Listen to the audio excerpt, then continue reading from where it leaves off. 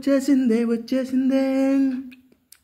Sem exam వచ్చేసిందే ఎట్టా pass అవ్వాలంటేనే focus short answers. Hi hello welcome to Kovinanda YouTube channel. So ఈ video ఏంటంటే అండ్ మనం పాస్ అవ్వాలంటే ఎస్ఏ క్వశ్చన్ ఒకటే కదా, షార్ట్ క్వశ్చన్ కూడా చూసుకోవాలి, ఓకేనా.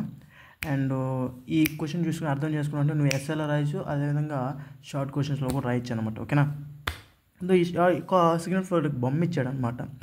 ఓకే, ఒకసారి అబ్జర్వ్ చేసామంటే క్వశ్చన్ ఏమి ఇచ్చాడంటే identify the number of forward path and number of windows loops అని అడిగాడు.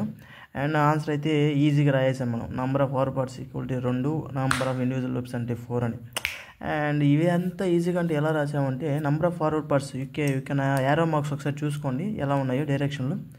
అండ్ ఏవే ఫార్వర్డ్ పాత్లో ఉన్నాయంటే ఇదొక ఫార్వర్డ్ పాత్, దెన్ ఈ యొక్క లైన్ ఫార్వర్డ్ పాత్, ఓకేనా. అవి 2, ఓకేనా.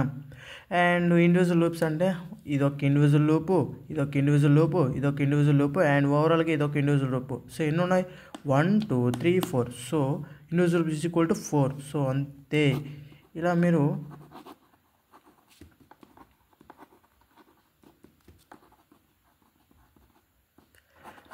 సో ఈ వీడియో అయితే ఎవరికి యూజ్ అవుతుంది అంటే ఎస్పెషలీ అండ్ EEC వాళ్ళకి యూజ్ అవుతుంది. ఓకే, ఈ వీడియో లైక్ చేసి ఇలా మీకు అర్థమైనట్టు లైక్ చేయండి, కామెంట్ చేయండి, షేర్ చేయండి, సబ్స్క్రైబ్ చేయండి.